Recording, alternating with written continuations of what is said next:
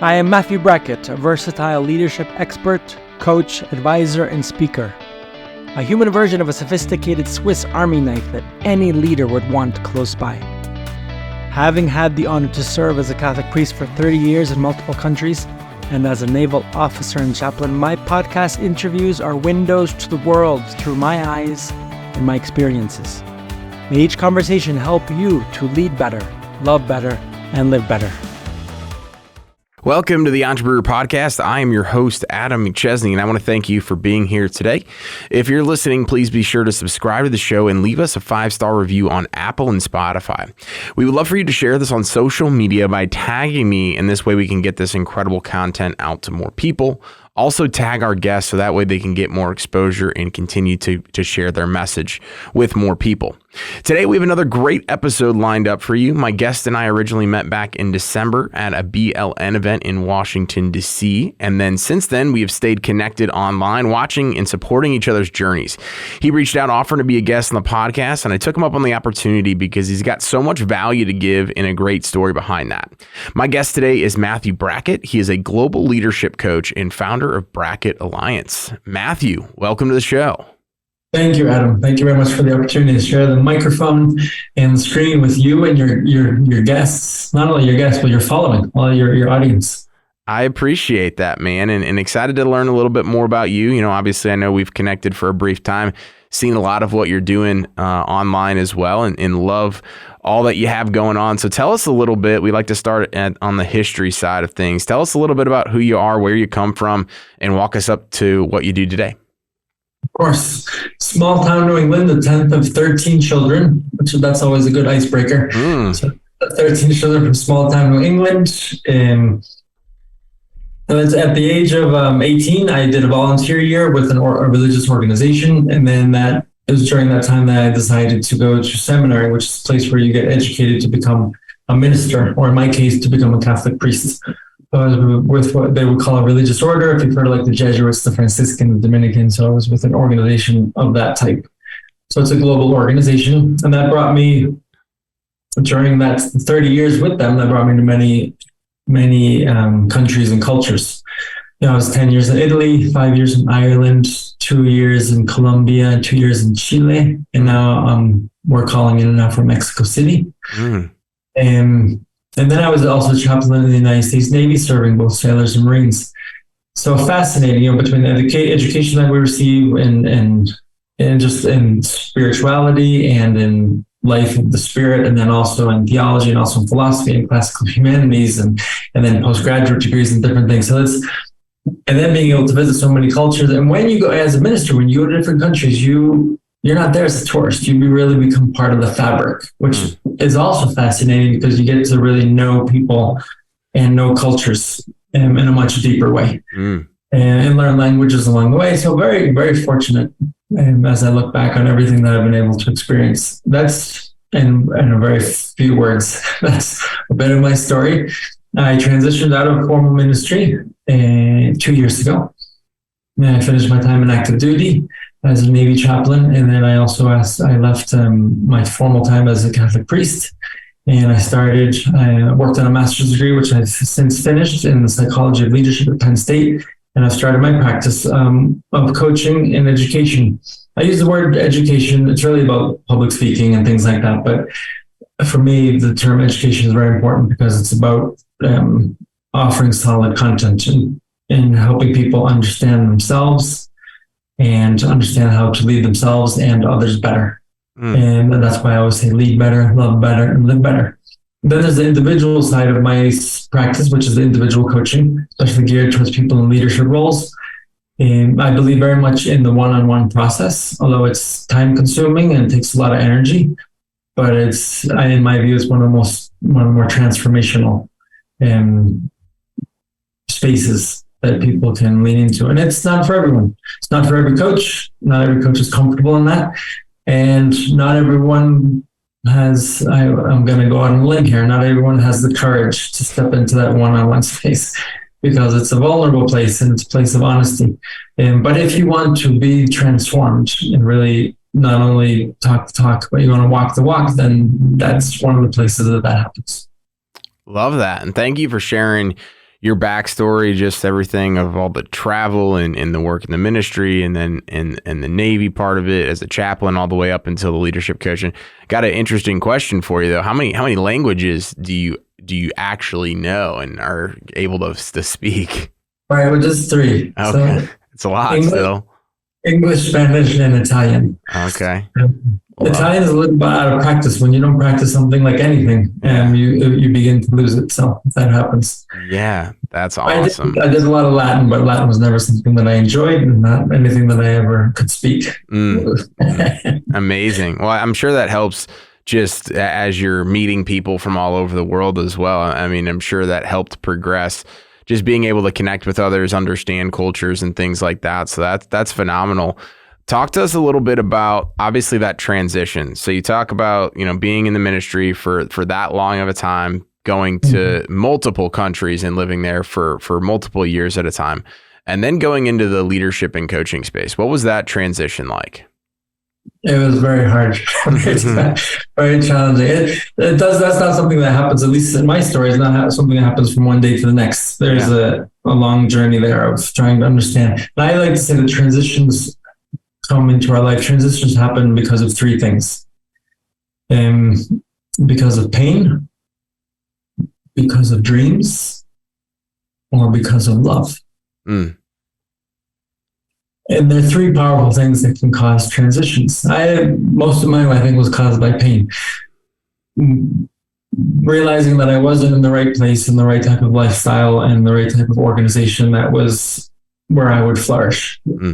So while I was very successful in so many ways and had so many wonderful experiences, there was this little nudging and little pain that began to grow and grow and grow. And I began feeling just living a lot in conflict with myself. And then living in conflict with sort of my surroundings. When you live in conflict with yourself, then you begin to enter into conflict with everything around you. And you kind of know that something's off, but you don't know what it is. So you try to make it work. As a lot of people do. We have this ability to just sit in pain for a long time and to try to figure it out. So I decided to sit in that space for a longer time so that I would find the answers. Some people, because pain is a very hard thing for us as human beings, we want to ease the pain. And we want to medicate it in some ways, which can be through some types of behaviors to try to medicate it. It doesn't solve the deeper problem, but it can, it can take the pain away at least momentarily, but then it comes back sometimes in a stronger way, right? That's where a lot of addictions come into play. The addictions come in oftentimes because it's a way to deal with some sort of mysterious pain that we're not confronting in a healthy way. And I'm not only talking about substance types of addictions, but there's all types of behaviors, right? Which can be, so without going a lot down that track or down that path, sometimes when we're in pain, we can make very emotional or impulsive decisions, which then you look back on and you're like, well, I wish I would have done that differently. So I didn't want to have those regrets. So I sat and I would, there's a lot of things I didn't do right, or as we look back, we can see better. But I like to acknowledge the fact that I was able to do my due diligence and do a lot of work on myself in that process. So then I came to greater clarity, so that when I came time for the formal transition, I think I was at a great place in life. And my decision was coming from a place of contentment and happiness and clarity, because I had worked through all the pain. It just took a number of years to do that, and a lot of intentional effort. So but that being said, those 2 days when I received my separation from the military and my what they call dispensation from formal ministry, they were 2 hard days, because I was all my security. I left my security nets, right? I was on my own for the first time in 30 years, and with nothing to go back to. So it was and there was a lot of a great sense of insecurity. So I knew why I did it, and I knew where I was going, and I'd put a lot of things in place to be able to go there, but it still never made that moment easy of fears and insecurities that I experienced. Yeah. Yeah. Had the back against the wall with no safety net, able to catch you if something happened. That's right.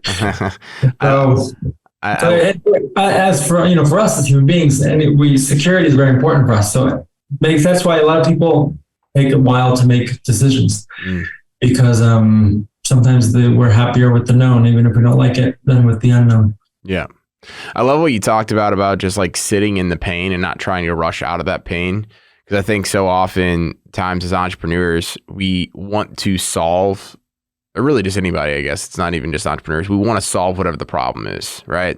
And some problems are meant to be solved immediately. And some other problems, you have to have the experience of knowing what that pain is like. So that way, you know not to go back there.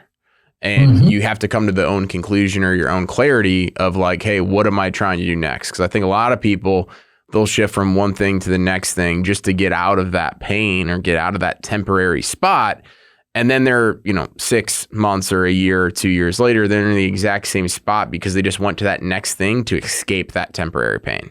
Right. Love that. That's hard, and as an entrepreneur, it's more like, there's a lot of insecurities. If you're not doing well in one lane, you're like, well, do I stick it out and try to make it work? Or do I go to this other garden that looks a lot better, right? And then you go there and then you're like, oh no, it's the same thing. No. So it is hard. But I think pain, and in my own story, I talk about befriending pain because pain, it teaches us a lot about ourselves. Absolutely. Yeah, no, I completely agree with you there.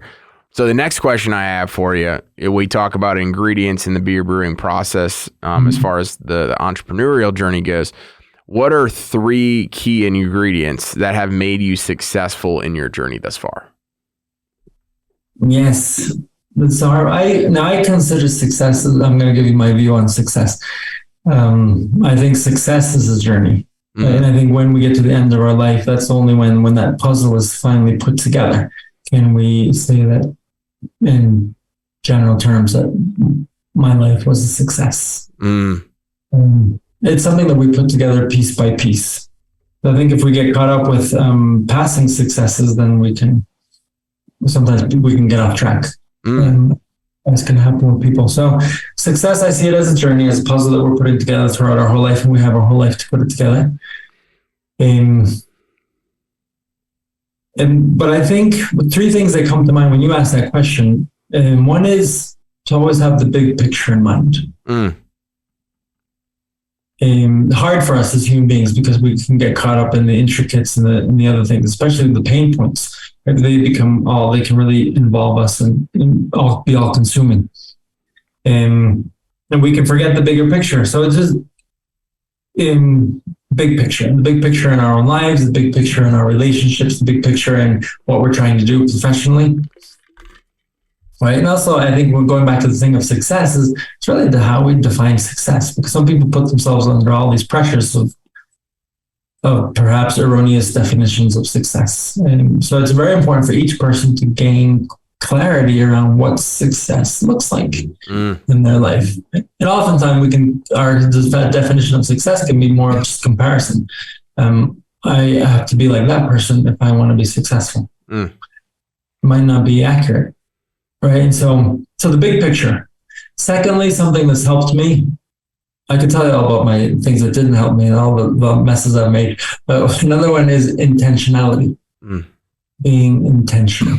And I like the image that John Maxwell uses is that you never go uphill unintentionally. Right? Gravity pulls you down. Here we go. You can go downhill unintentionally, but you don't grow unintentionally. Okay, so intentionality in a lot of my decisions, a lot of what I wanted to do, what I've done, in intentionality. And you asked for 3, didn't you? I did, yes. The third one that's helped me be successful is my ability to care and my ability to connect with people. I think it was even before ministry. I had a very caring heart, and that probably what's drew me in some aspect to ministry. Kindness, care, and connection. I love to connect with people, and I think that serves me well in my present practice and the work that I do as well. And so yes, caring and connecting is something that's helped me be successful. Appreciate you sharing those key ingredients. And the next question that we're going to go into, which is something you kind of brought up before, is some of the mistakes. So talk to us a little bit. You talked obviously about some of the successes and the key ingredients and all that stuff, but talk to us about some of the mistakes that you made along the way and where the journey was more on the downs than just the highs of the highs. Right. Yes. And I think success is very linked to our mistakes, right? When we know how to leverage them. So there's a lot here. It depends what angle you want to go at it from. I think even back to the mistakes, even my reasons to go into ministry were probably not the right reasons. Okay.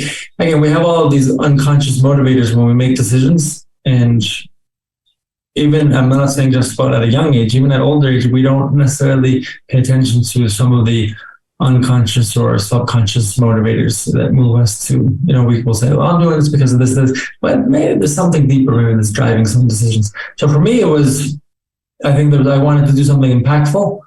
I wanted to make a difference. So there's this sort of like this transcendent nature or aspect in my drive. Because of my background, it was sort of, if I wanted to make a difference, I had to do something heroic and something that required a lot of sacrifice. And so this path looks like the one that was most heroic and most difficult and required the most sacrifice. So that must be what I'm supposed to do. So it was very obligation and duty driven, but it was also an escape. I think I wanted to get away from small town New England, even just from my family circles, because I wanted to discover myself. I think I grew up in a large family, and I suppose it was my images of me as a child is like I felt like I wasn't seen, or I was sort of lost in the mix. Now, my siblings wouldn't say I'm a parent, and I'm not pointing fingers at anybody. I'm just saying about my own subjective experience. So part of it was I had a restless heart, and I want to get out of here. And so I thought that as my ticket out of there. So as you can see, none of those motivations are speaking about, this sort of feeling, this call to purpose and all that. So yes, made that decision probably for not the right reasons. They were the best reasons I had at that age. So that's one thing. I was part of a dysfunctional organization for many years. And I think while I was, I would say, a prophetic voice, or a voice that was calling for change in that amidst that dysfunction, I still allowed it to influence me. And I think I made some leadership decisions with the way I dealt with situations that I dealt with some people I'm not happy about. I probably hurt some people in the process of my ignorance or whatever it was, or just allowing myself to be sucked up by some dysfunctional behaviors of the organization. Although I consciously tried to fight against it, but I'm sure it affected the way I made some decisions, the way I dealt with some situations. So that's something that always hurts, and to know that I made mistakes there, mistakes that hurt other people. Those were, and then going back to what I was saying before about how we deal with pain, there was some, I turned, and this isn't about saying what's right or what's wrong. I'm just saying what I turned towards what I would consider disordered or dysfunctional behaviors to deal with my pain, right? In my own life, I made a vow of celibacy and chastity, right? But in that loneliness and crisis and confusion, well, I looked towards pornography for some sort of comfort and consolation, right? Which doesn't end up offering that. So it's a distorted place to look for that. But, and then it just increases the guilt and the shame, and it doesn't help. Like I said, we use these substances or behaviors and then it ends up leaving us worse off, right? And even getting into one or two illegitimate relations, with females that I shouldn't have gotten into, because of my commitments. And again, it was all consensual, and there was nothing abusive about it, but it was just, what was abusive was towards myself. And then perhaps towards the female, and giving hopes of something that really wasn't going to be. Right. Yeah. So again, those are mistakes I made and I think all mistakes, they're understandable in their context, but not excusable. but they can be understood better in that context. So those are definitely things that, some of the mistakes I made along the way, which were very hard, and still are hard to. But it's important for me to talk about them. Yeah. To take ownership of them.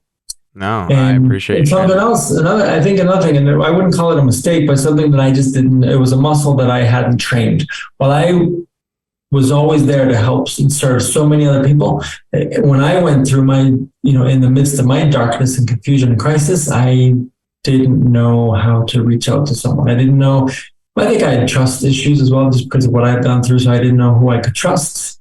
I didn't know how to do it, how to talk about my stuff, and I had to learn. So I learned a lot in the process. And so that's where, failures linked to working with them leads them to success. Yeah. I appreciate you sharing that, especially just talking about kind of where you were able to take some of those lessons or mistakes and kind of turn them into learning opportunities. The one thing that I think a lot of people listening can resonate with is, especially people with a caring heart, as you mentioned, they always want to help other people first. They want to help other people first, and then they don't know how to help themselves, or they forget to pour, their cup full first, and you can't really make the biggest impact possible if you're, running on fumes and not happy yourself. So I think you hit the head or the nail on the head there. Really appreciate you sharing that. Talk to us about the biggest lesson that you've learned that you would share with somebody that's in business or looking to get started in business, that you're like, hey, if you do this, you'll save years worth of mistakes, headaches, loss of money, frustration. Right. Yeah, so I want to preface this with, sometimes people have to go through mistakes and loss of money. It's just part of the. Always. But you want to help people avoid the bitter pill, right? Yeah, sometimes. So we want to try to help them avoid it, but also we want to then walk with them when they're going through it. Mm-hmm. That's a sort of just a comment to preface what I want to say now. And there's 3 words that come to mind when you ask that, and 3 words begin with P. One is purpose. It's purpose and meaning is so important for us with human beings. When I would work with the Marines, I would often talk about our M&Ms, meaning and motivation, right? And how and we can lose those, but oftentimes we focus on motivation. Why am I not motivated? No, but the bigger question, the bigger picture is meaning. What is meaningful to me? And therefore, and let's use the word purpose. What's my purpose? And purpose is also linked, we could say it's linked to passion. Just like meaning is linked to motivation, purpose is linked to passion. And I think purpose is the burning flame of passion. So understanding our purpose. And with this, I don't want to put people under a lot of pressure, because there is a lot of pressure now. What's your purpose? What's your purpose? And then people get all nervous and tense and go into anxiety attacks because they don't know what they're. That's part of our life journey. Just like I said about success, it's a journey. I think finding our purpose is also something that we step into little by little. Right? So don't stress, but always remember it is important for us, because when we have purpose, it's sort of like that North Star that guides us in making our decisions and all our actions. And so it's something that fills the human heart. So, and it might change, it might evolve over time. But purpose is very important. Then with purpose, priorities. What are my priorities? And I see a lot of, speaking to entrepreneurs or business people, and it's not only entrepreneurs, people in the corporate sector and other sectors as well, is they sacrifice their priorities at the altar of success. Unintentionally, oftentimes. And that's always sad to see, when what's most important to us ends up going by the wayside, because either we were unaware, we were unconscious, we weren't intentional. So as you can see, I'm using, in all of this, we're using kind of going back, everything's linked around success, intentionality, big picture, right? Purpose, priorities. And then the other one is people. So purpose, priorities, and people. I think and people meaning that none of us can be successful on our own. None of us can build on our own. And in entrepreneurship, we learn so much from each other. We complement each other. But going back to what we were talking about as well, is that I need people that there's people that I need to lean on, and it's important for me to trust, not only in the art of entrepreneurship or the sector that you're working in, but going back to our personal stuff. And, we have family, we have friends, we have peers, we have networking groups, but there's certain things that we go through and that is very important to deal with in a whole different space, where there's confidentiality, where there's respect, sacredness, and where that person in that space, which might be a therapist, might be a coach, where they hold your interests as most at heart. Right? What your agenda is, what you need, what you're going to, they meet you where you're at, and they walk with you. And we all need that. And again, I go back to my own story where I had to discover that along the way. I was that for many other people, but I had to learn how to put myself in that position. Right? And so people, and it goes again about, the people in my inner circles, who are the important people, or it could be relationships, right? Who are the important people in my entrepreneurship space or my professional space, right? And then in that personal, very personal space of who do I lean on? And it's not a whole lot. It has to, it's 1, 2, 3 people. And because if you go to too many people, and it just ends up being more confusing, right? Who are those people, the intimate spaces that you lean on for your personal growth, and where you can be most honest with yourself and deal with yourself? Love that. So that's it. Purpose, priorities, and people. Some great lessons right there. Purpose, priorities, and people.